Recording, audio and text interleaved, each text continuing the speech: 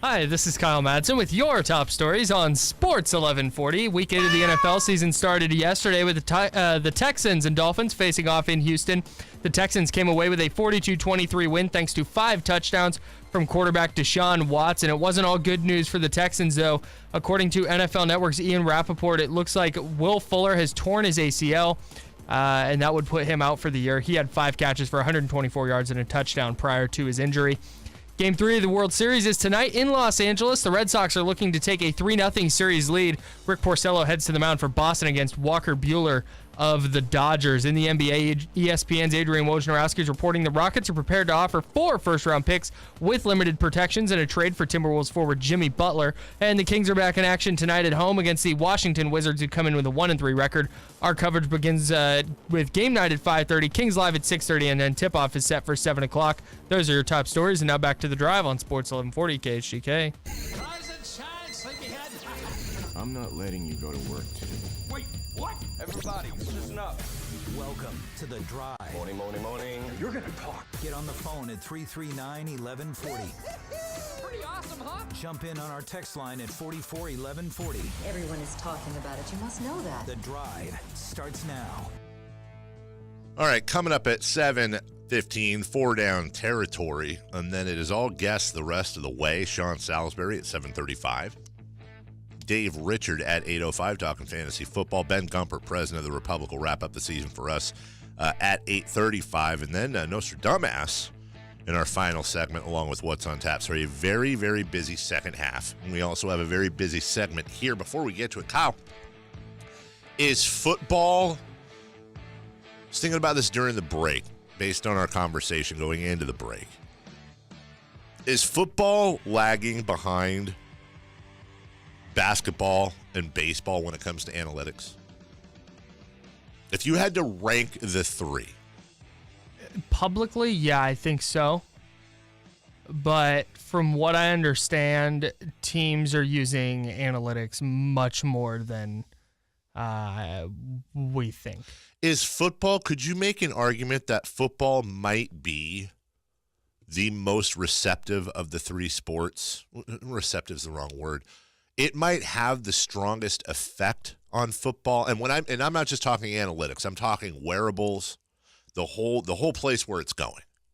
Yeah, I have not heard of any teams that don't do wearables because they're just so valuable in terms of efficiency. Now, in the NFL, are they allowed to have the full wearables during the game? I don't know. I know in basketball they can't. They're not there yet. They're doing it in the G League. They do I know for sure they do them in practice. I don't think they wear them during games. And I'm thinking for the NFL, for example, these guys could wear those little sports bras like they do in soccer that have all the readouts on it and stuff. You know, hey, the running back who's on a good run, dude, his pulse is way too high. He's dehydrated. Now is the time to send in the other guy for a series. Right. This guy got, and I don't even know how much it would help with concussions or not, or like symptoms, but it could. I feel like advanced metrics and that whole thing, and I'm getting into situational awareness by coaches could help as well. Well, and I think the evolution you're seeing offensively is partly to do with penalties. We've talked about that. But I also think it has to do with analytics and coaches going, hey, it is much more effective to do an extended handoff on like a swing out pass than it is to just try and hand it off. Sure. And there are ways to, and I think coaches, partly due to analytics, are starting to realize how to take advantage of certain things. I would like to know, and a lot of this would go into prep, but I would like to know from a random, like if I could talk to 10 coaches off record, like they're doing those articles, and say, okay, are we close to, are we at, or are we not there yet, a situation where you basically have a computer program that you load everything in that will tell you, okay, we're playing the Dolphins this week. They are insanely good at RPO defense, but they're very, very liable to throws in the flat. They're very and this guy is missing this week, so their overall defensive rating for this specific play goes down. That being said, bloop, blop, bloop, here's your playbook for the week based on analytics. Yeah, I assume it's a little bit like that, but with film. Like Sure. they watch film, and I think that's where you might have a team that has 2 interceptions through 7 weeks? Yeah. And you might say, oh, we can throw on this team. Look, their pass defense is bad. But maybe they've had 3 interceptions be dropped, and maybe they had another play where a guy just fell down. And Isn't that where the computer would help? Isn't that more susceptible to human error watching film or looking at numbers with the naked eye? But then the analytics go, well, hold on, and they just bring up what you brought up and say, that's that, but even worse at defense are this, and this type of play. That's what we're going to load into the playbook. Maybe. And that I don't know enough about game planning in football to know, because I imagine when they're watching on film, they're not watching, because a big thing that Luke Bourne said yesterday that I think is extremely important is not looking at one game sample sizes. Sure. And looking at kind of a whole body of work, or per 100 possessions is the big thing in basketball, per 150 innings, or 300 plate appearances in baseball. So I think in football, the fan thing to do is each game overreact. Sure. If you're looking at every game, and I do it, you do it, everybody does it, where you watch a game and you go, oh, that guy had a bad game, he must stink, when there's so much more that goes into it. And so I think part of football coaching and watching film is trying to pick up on those things. Whether you can quantify that, I don't know. Yeah, it's an interesting conversation because football lends itself to scripting more than the other two sports, I think, by a good margin. There are play calls in basketball, of course, and there are shifts and things like that and situational, steal a base bunt, whatever. That doesn't happen anymore in baseball. In football, I just wonder if some nerd out there said, here's what a lot of coaches, Bill Walsh used to do this, would script their first 10, 20 plays sometimes. Yeah. And obviously situations pop up where you have to depart from that. But if you were to script out an entire game based on what a computer loading every factor in said, I wonder how that would turn out. That's why they have football games on computer. Yeah, I suppose. It would just there would be too much. I don't know, like you said, it's so scripted and it so relies on one little bit of misdirection here, one little bit of misdirection there, that I don't think you can really account for things numerically like you can in other sports. Oh, Now I think what you can do is you may have a coach where this may be effective. Is you may have a coach that says we are a hard-nosed, run-the-football team, but then you might have analytics that say, dude, you are way better in 4 wide receiver sets. Sure. Or they're way worse at defending it. Sure. Or a combination of the both. This is your strength. These are your biggest strengths versus their weaknesses. Yeah, I think the bigger deal, and something that I think you were trying to get at the beginning of this, is situational football. Like and there are Twitter accounts and stuff that do this, like, hey, this team should go for 2. Sure. And I think there are still too many coaches who rely on just old norms and going, hey, we don't go for 2 unless it's this very specific situation, when numbers and analytics might say you're actually better off trying to go for 2 in this situation. When you're referring to old norms, though, just to be specific, like Van Brocklin. McDonald? Yeah, no, not McDonald, but Van Brocklin for sure. From the 209, this will put a cap on this whole thing. The day NFL coaches start using computer programs to tell them what plays to run is the day you can pretty much put skirts on all the players for the game. So, what's wrong with a skirt? Call it a kilt, perhaps. Yeah, what are you trying to say, guy?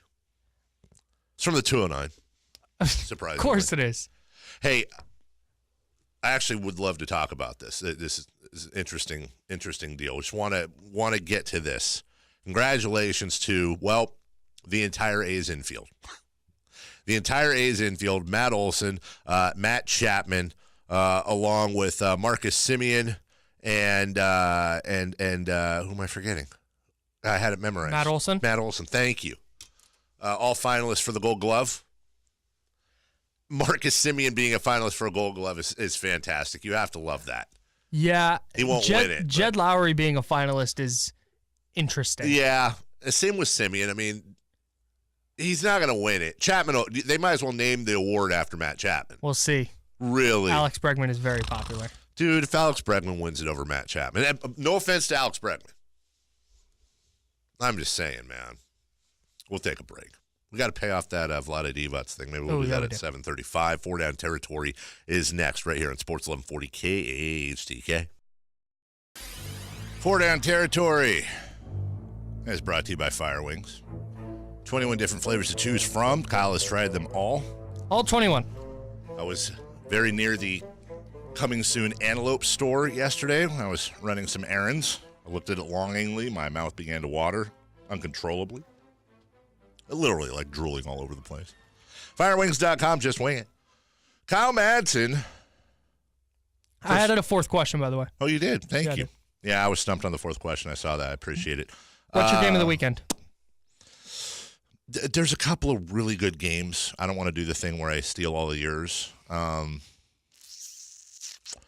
Oh, God, it's between two. Okay. All right, I'm going to go Saints at Vikings. Saints at Vikings. 5-1 Saints. They have won 5 in a row after dropping the first one and knocking me and many of you out of your NFL knockout pools. They're taking on the Vikings 4-2-1. They have recovered somewhat.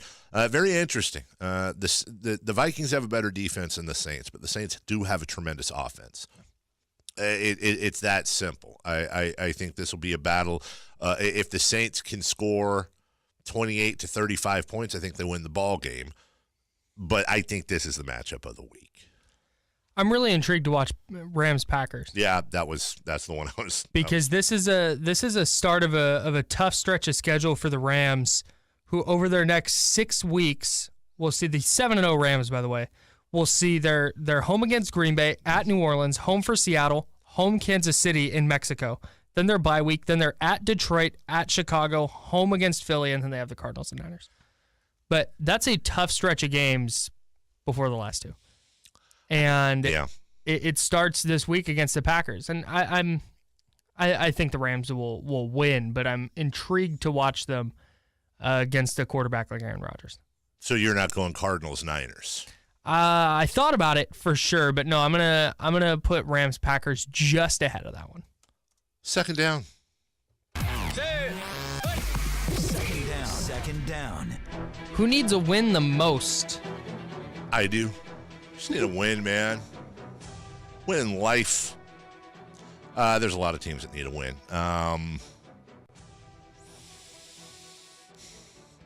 Raiders really need a win. But we're, of course, talking about teams. We're talking about teams that are in situations where they should be.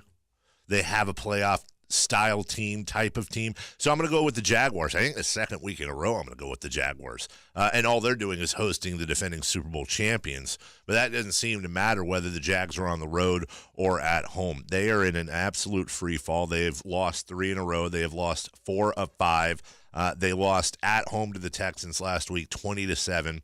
They have gotten outscored 90-28 in their last 3 games. 90-28 for what many people thought was the best defense in the NFL coming in. Yikes. They need a win. Yeah, I'm with you, especially to keep up with the Texans, who are sitting atop that division at 5-3. I think the Lions need a win if they're going to keep up in the NFC North. They're hosting the Seattle Seahawks, which is a team they can beat. You've got the Packers, who are going into LA against the Rams. Presuming they lose, they'll be at 3-3-1. A win would put the Lions at 4-3 and sitting right up there with the Vikings, who are at 4-2-1. And the Vikings have a tough game against the Saints. So I think the Lions, if they're going to keep pace in that division and try and sneak into the playoffs, they got to beat Seattle. Third down. Should we start believing in the Texans? Kind of have to. Do you? Listen, they have what we just called a guy in the conversation as the best receiver in the NFL other than Antonio Brown. They lost Will Fuller. That's huge. Lamar Miller had his best game of the year after the offensive line changes. And they also have a defense that is pretty damn decent, anchored by J.J. Watt and Jadeveon Clowney. They started out crappy, and they've been doing nothing but winning week after week after week. And guess what? They've been playing it hasn't been a cupcake winning streak. At the Colts, okay. Cowboys, I disagree with your take. Cowboys, Bills, They went into Jacksonville, beat the Jaguars. They beat the Dolphins. Which is looking less and less impressive. I understand that. And are the Dolphins that good? I couldn't disagree more with you. I'm not ready to believe in the Texans because they're winning streak. I'm not calling them a Super Bowl contender. No, let's look at their. So they lost by 7 to the Patriots. Okay, they lost to the Titans in Tennessee. They lost 3. to the Giants. That's a bad loss. New York's only win of the year. It's a bad loss. They slid past the Colts by 3. Beat them. They slid past the Cowboys by 3 in arguably the worst game of the year. Sure. They beat the Buffalo Bills by 7. Mm-hmm. At home, yeah, they snuck past the Buffalo Bills, thanks in part to Nathan Peterman having to come into the game. The Jaguars win would have looked great last season. Now it's not looking so good. And then they got past the Dolphins, who are no great shakes. So, no, I'm not ready to believe in the Texans. They have a tough road trip coming up at the Broncos, at Washington. But then their schedule the rest of the way is pretty soft. So they'll probably get in the playoffs. They'll probably win the division, but I don't see them. Well, then let's define what we mean by believe in the Texans. Because when you ask me, do I believe in the Texans, I take that as, do I believe in them as a bona fide playoff contender? I in no way, shape, or form. Because their schedule's super soft. I in no way, shape, or form believe in them as a Super Bowl contender. So if that's where we're going, well, then we're both on the same side. Oh, yeah. When I hear, do you believe in the Texans, I think, are they going to make the playoffs? Are they a legit possibility to win that division? Oh, okay. I took that very differently. Okay, yeah. Well, then that's what, because I'm sitting here going, wait, what? 4th down. 4th down. Who's your MVP if the season ended today? It's one of two guys. Who would I say? You have a vote. They say Carmichael Dave. It's Paul Tagliabue. It's Paul Tagliabue. It's Roger Goodell. Mm-hmm. I'm giving you an MVP vote, or whoever the AP, the person for the AP says. I'm giving you an MVP vote today. Oh, and I'm ending the season. I mean, it's one of two guys. I would hope your first question is, why is the season ending? I will say this. If you ask me if the season ended today, who I think would win MVP, I would say Patrick Mahomes. Okay. If you ask me if the season ended today, who would I give the MVP to, I would say Todd Gurley. Yeah. I would give Todd Gurley my vote. I almost feel like Todd Gurley is in the lead because there's the narrative that, a running back can't win it. And I feel like human nature among voters is going to be like, oh, yeah, they can. Yeah. And if he gets to 30-plus touchdowns, dude, like it's going to be really, really difficult. And especially if they go 16-0, 15-1, it's going to be tough not to give it to him. He has 11 rushing touchdowns. Todd Gurley, did you think Todd Gurley had a great year last year? He had a very good year last year. Like MVP caliber year, yes. right? He had 13. Jeez. He had 13 rushing touchdowns all of last year in an MVP caliber year in 15 games. He has 14 combined touchdowns right now. He had 19 combined last year because he did have 6. He had 64 catches last year. He has 25 already. Jeez. I mean, listen, the dude is good. He's really, really good. But my God, what Patrick Mahomes is doing is insane. And he would probably win it because he's the guy with the ball in his hands all the time. Right, and that's where, and we have to get rolling here, but that's where the NFL MVP conversation, it feels like it starts and ends with quarterbacks. It's such a quarterback-driven league now that every year there's going to be a quarterback who is the best quarterback on the best team, and they're going to win. Right. Unless it's Jared Goff. Well, very quietly, Jared Goff, not so quietly, but compared to Mahomes and Gurley, you notice we didn't even mention Jared Goff. He's having quite the year. Mahomes touchdown passes by game, 4.631044. That's ridiculous. Sean Salisbury will join us next. We will talk to him about I want to ask him, amongst other things, about the whole Raiders locker room situation and how he would react to that if he was in that locker room. We'll have to ask him about the whole circle beard thing, too. We'll take a break. When we come back, Sean Salisbury, followed by Dave Richard and Ben Gumpert at 8:35. We got a big second half for you right here on Sports 1140 KHTK.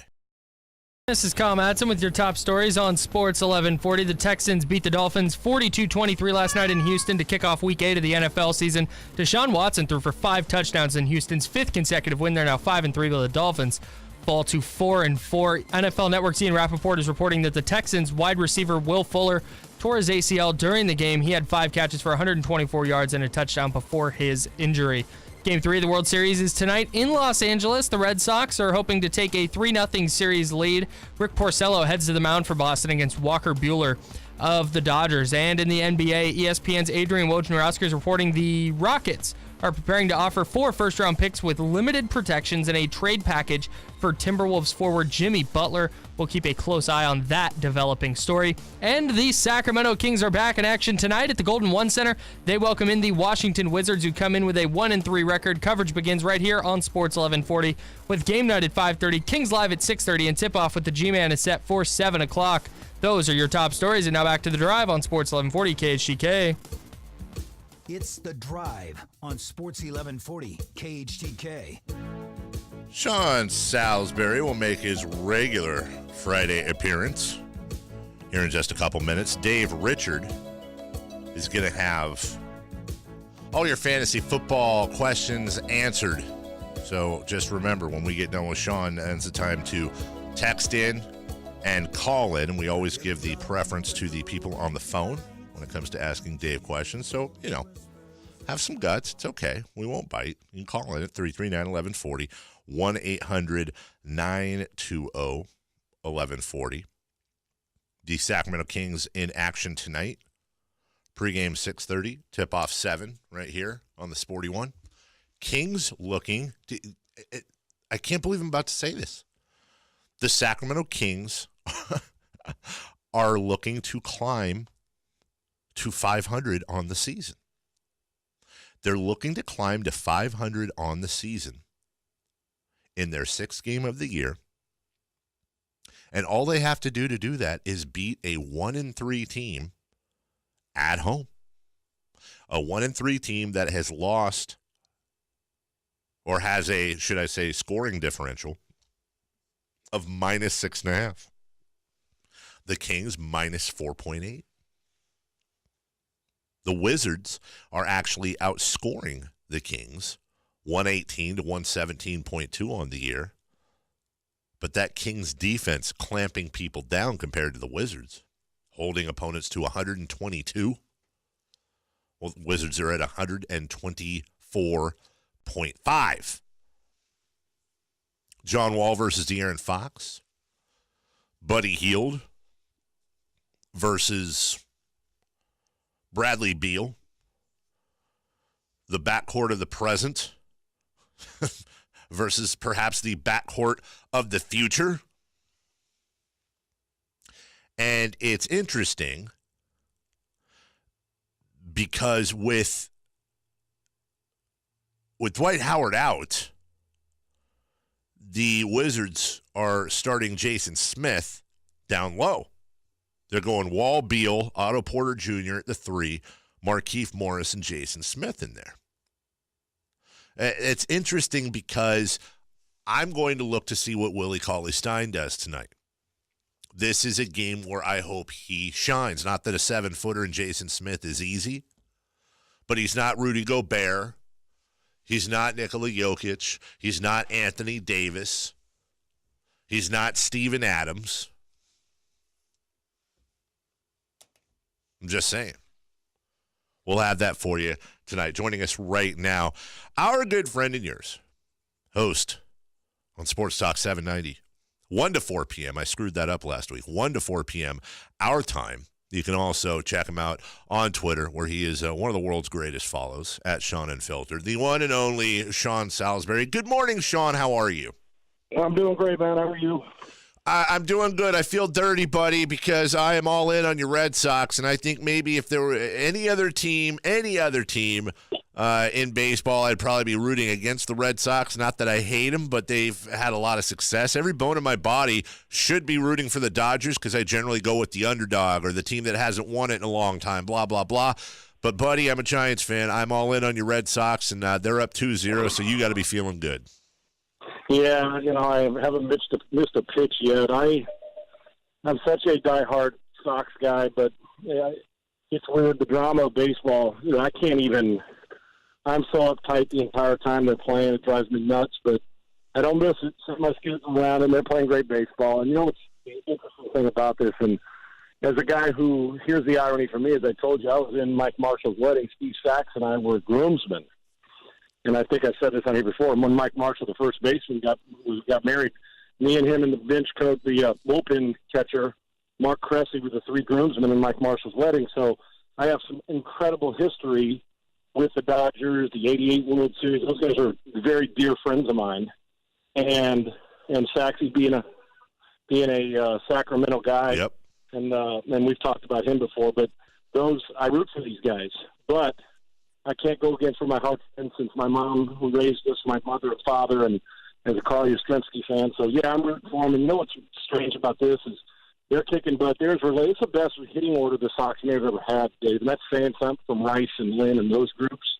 But they don't give you any chance. It's the mental exhaustion they put on a pitching staff with 2 outs, with 2 strikes, the way that they small ball you to death, all those things.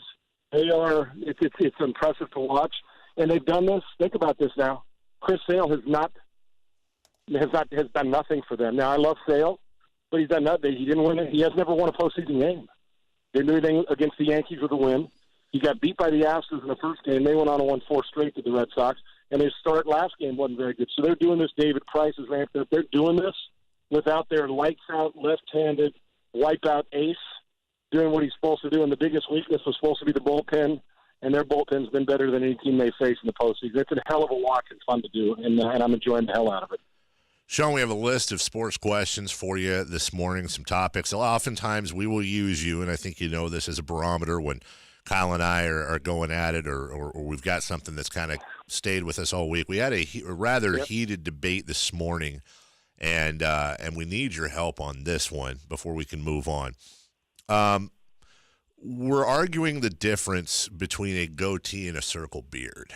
And my contention is that the circle beard is the mustache that connects on the sides to the chin hair. That is a circle beard and not a goatee. That a goatee is simply the hair that grows off the chin like a goat. Kyle's contention, along with many others, I'm getting my ass kicked on this one to be honest, is that a goatee encompasses mustache, sides, everything but basically the cheeks and the sideburns. I'm curious. I know you're not a huge facial hair guy, but where do you fall? I'm carrying a goat right now. Oh, you are? Okay. Oh, yeah. Okay. I'm wearing a full goat right now. Where do I fall in this? Well, let me ask you this. What do you guys call when it's just like the mustache goes all the way down and comes down but doesn't have any hair on the chin? What do you call that? That's not the porn mustache, the one that goes all the way down. No, that's Fu Manchu, I believe. Yeah. Exactly. Yeah. Okay, I'm just making sure you guys are calling it the Fu Manchu as well. That's it. Here's my philosophy. No mustache with just hair on the I think the deep meaning of a goatee, that's what it probably would be, where it's just hair on the chin with no mustache or side hair coming down like a Fu Manchu. But I think we've all kind of changed the rule over the years. To me, when I look at it and I say I'm going to grow a goatee, it's mustache that leads down to the hair on the chin. That's a goatee. Okay. All right, folks.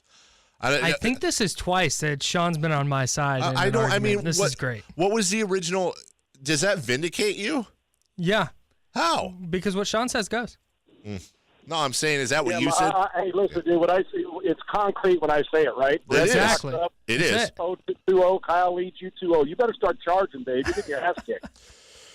Sean Salisbury, Sports Talk 790, 1 to 4 p.m. Follow him at Sean Unfiltered for mildly entertaining content. Sean, let me ask you this. Another thing we were arguing about. Is it time to believe in the Houston Texans? It is. Now, for a 4-3 team that's supposed to be good in what's been a very disappointing AFC South, the pulse in this town, give you an example. My show 3 to 6. The Astros hangover is real here because this is a football state and an Astros town, and it ain't close. That's the truth. Now, when you say that, let me, because I read this on your Twitter last night. Just to clarify for people out here, when you say that, you mean it is a high school, not NFL football state, correct? Yes. Now, Now, listen, they win. They're going to get into it eventually. And watching last night, the fans are going to jump back in. Sure. And I'm not even blaming this on the fans. I think the biggest problem, I don't think they trust Bill O'Brien. Matter of fact, I know they don't. Even at 5-3, they're going to find something to be pissed at Bill about. It just is. And we would get far more, and that's probably the case if they'd have lost last night to Brock Osweiler, today on my show, that'd be the only topic the entire day. When they lose, it's more of a hot topic than when they win. So they're 5-3. Very few teams this year in the NFL are going to win 5 straight games. You're not going to go through many that are going to say 5. They've won 5-0. Ugly. Last night was their most complete game, and I think that's part of it. They won 4 games. They haven't played. It's been against average to subpar quarterbacks. Everybody makes an excuse for why they're 4-3 and now 5-3. But they played a good game. Watson's rolling into form. The defense is playing well. Yeah, they're real. Now, the key is, we're in the pecking order of great teams in this league. Can they beat the New Englands, the Kansas Cities, the Rams, the Saints, the Vikings, that type of group? I don't think people can. Unless Watson plays like he did last night every game, they're not going to win much. Without him, they'd be 2-6 or 1-7. That's a fact. Even with their defense playing like it, he's just a unique, incredible football player who's now starting to feel comfortable, even though the lung situation and his blown-out knee from last year. But he's different, man, and he plays his best when the stage is its brightest, like he did at Clemson against Alabama 2 years in a row and now. So, yeah, I think they're real because the division isn't very good. They win the division, they'll get a home game. And I know that's a long ways away, but it's the fact that they still don't trust the head coach, and they feel like the Cincinnati Bengals. Oh, yeah, we may get to January, but they will tread lightly until they win in January against a good quarterback, unlike when they beat the Raiders when Connor Cook was there. So there's not a trust factor in the head coach, and that's why. But they are we got to start taking notice. We can't keep that, well, they didn't play this guy. They beat Brock Osweiler. They played the schedule, and their schedule favors them to win 10 or 11 games. Look at their schedule. It isn't that tall. It's not that hard. So it could happen. Yeah, I think they're real, but it is a Friday night, and I said it. What I was going to say on my show yesterday, I asked the question, scariest Halloween movie or scariest movie of all time since Halloween Draft. And we were talking to Texans and pregame and talking about all this from 3 to 6. I must have got 250 calls about scary movies. That's all we want to talk about. And do you know, we got one call on the Texans for 3 hours. National TV game. Brock Osweiler coming back to town. Deshaun Watson rounding into form. And before the game, we had one call in 3 hours. I'm not a caller-driven show, but when it's a fun topic and you ask it but they wanted to talk more about Halloween. They didn't care. If I bring up the Astros today, they don't want to talk about the Astros off season more than they will the Texans yet. I think this game last night could catapult them a little bit because the fans, but a high school football game, if you plan a wedding or a party on a Friday night during high school football season, you ain't getting people to show up. That's throughout the whole state of Texas. But the buzz last night, there's not any buzz in the town. Now, maybe it'll start. There's more buzz for Katy High School because they're a great football team than there is, and I'm telling you the truth, than there's been about the Texans, and that's no lie. That's just a fact. Sean Salisbury with us. Isn't it funny about sports talk radio? You can spend hours and hours prepping an amazing show with in-depth arguments, debates, all the stuff that you might put together. But then you bring up something like, what's the best horror movie, or what do you consider a goatee? And that's what pipes the lines, and that's what gets the text going. And I'm just going to guess, I don't know if you have a text line or not, Sean, but I'm just going to guess somebody texted you or tweeted you or did something amidst the 50,000 phone calls you got. I thought this was a sports show. It must be a slow sports day. Tell me I'm wrong. You know what? You'll get the one, hey, man, let's talk sports. Right. Because I don't spend much time talking politics on my show. Stick to sports, Sean. Yes, you'll get one of those guys, and I'll just laugh and say, "Yeah, well, then why are you listening?" Right. And they still listen. So you'll get the one clown who's only happy when they're miserable. Yep. But that's okay because those, hey, those guys need love too, and that's okay. But most of them, the truth is, I was getting just as many on Twitter chiming in about the scariest movie, whether it's The Shining or whatever it is. Like When a Stranger Calls. It was great. And you know what else? You're so right about this, though. Yeah, you prep. I had 20 topics yesterday that I'm passionate about, and I didn't get to. I got to one of them about the Texans, and then it was the movie, and I just kind of brought it up in tongue in cheek. I did it the week before. I always ask a question of the day, and last week or 2 weeks ago was best drummer in the world, and you saw all the responses on Twitter. I put it on Twitter as well. Yeah. Best drummer in the world, but I think people like that because it's real. Sometimes we're so inundated with sports that sometimes, now if it was a big game or something, but sometimes I drive home saying, that's a good question. And, Dave, you'd be shocked at the number of calls I had yesterday that scary movies from a kid's childhood, whether it was It, whether it was, the Amityville Horror, how many of those changed people's lives to the point where it's affected them in their – I had a guy in his 60s or 70s, almost 70 call yesterday. He said 40 years ago when I can't remember what movie he was talking about. It might have been The Omen. He said, to this day, I can't do it. A grown man who was in his 40s, said, I'm in my 40s. When I saw It, he goes, I can't go anywhere near. And he goes, if something rolls near one of those drainage ditches, he goes, I won't go, the drain thing. He goes, I won't go in it because I'm worried about the clown. So it took over 3 hours of a show, and the show felt like 15 minutes. So sometimes, even us as hosts need to get away from, hey, the 2-2 count. Boy, it's just, even all of us, it's like, man, that was kind of a relief yesterday just to get away from sports, even though we had a lot to talk about. Steph hitting 51 and they played 3 quarters, but they wanted to talk about the scariest movie of all time. So you get a feel for what they like, and hey, it's about the fans anyway, and the listeners and the callers. I mean, we do it and we have fun, but no, I'm passionate about any subject. I can make cauliflower an interesting subject in my mind, so what the hell? Don't tempt me because I could totally do a segment on cauliflower, Sean.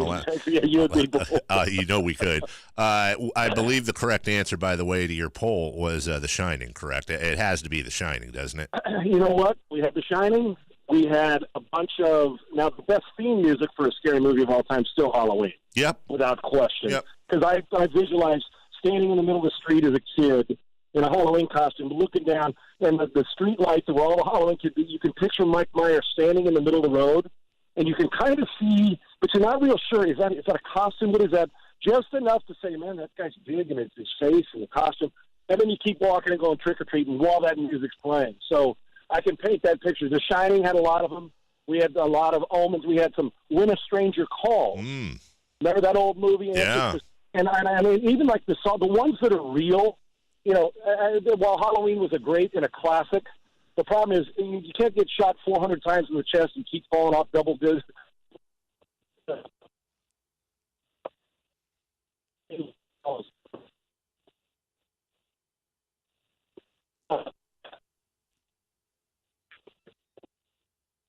Sean, I'm losing you. I don't know if you went into a bad area or not here. I'm going to put Sean on hold. He was just breaking stuff down. Kyle, see if he can. Oh, did he hang up? Oh, he did. We lost Sean. I don't know if he went into a parking garage or not. We still got 5 minutes left. See if we can grab Sean. Damn it. He was just getting to the good stuff. As he was talking, my follow-up question to him was going to be this.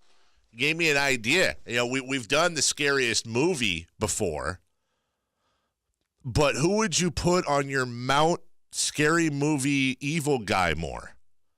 And I would submit to you that without a doubt, I've got 3 of the spots filled.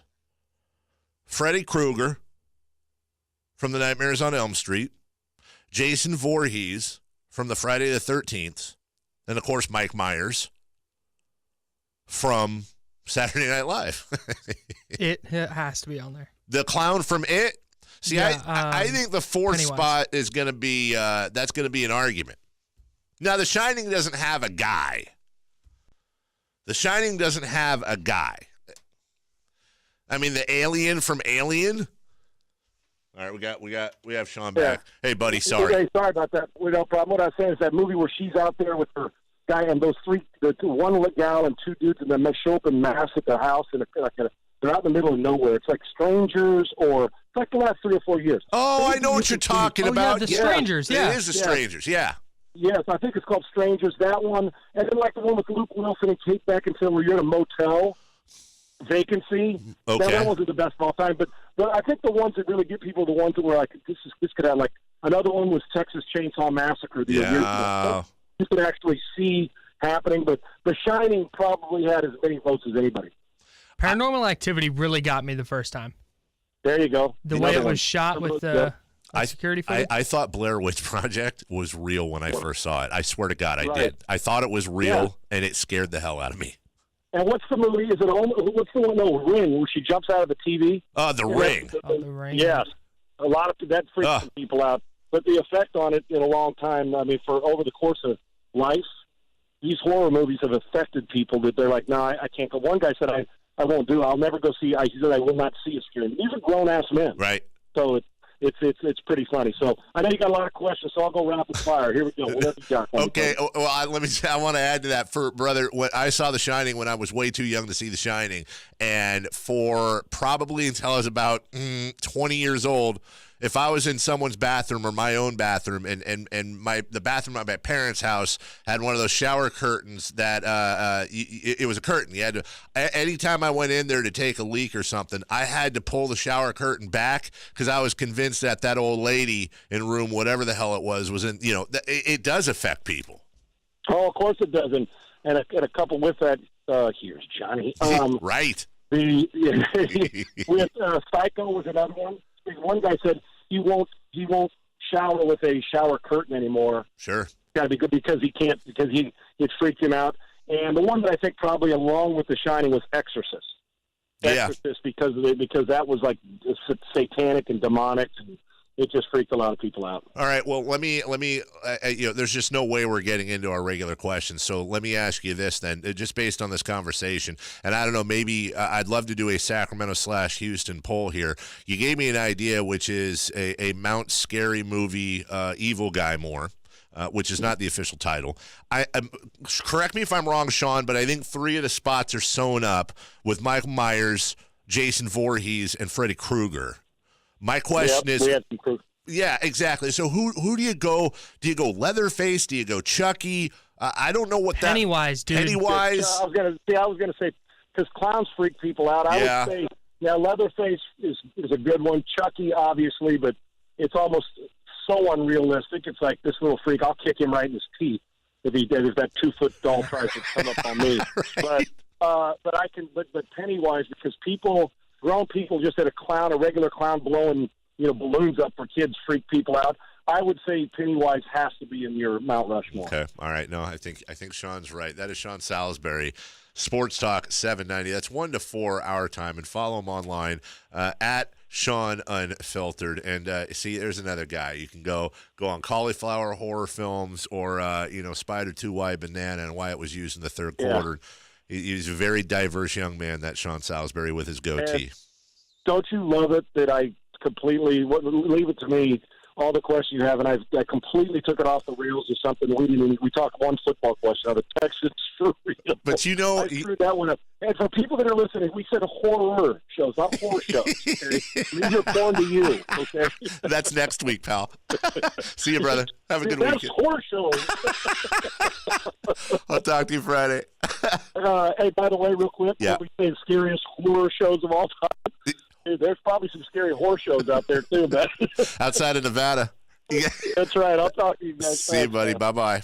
Horror. We'll take a break. No, Sam Cassell does not go on the list, guys. God, get out of here. Florida State, Sam Cassell. Get off of me. Now we got all kinds of people. Oh, Candyman, Pinhead. We got to take a break. Candyman Pinhead, by the way, was my original radio name. Dave Richard will come on when we get back. Maybe we'll ask Dave Richard about that, along with your fantasy football questions. Hey, if you actually say pound cake in a mirror 3 times, Sean Salisbury appears. We're right back. Sports 1140 KHTK.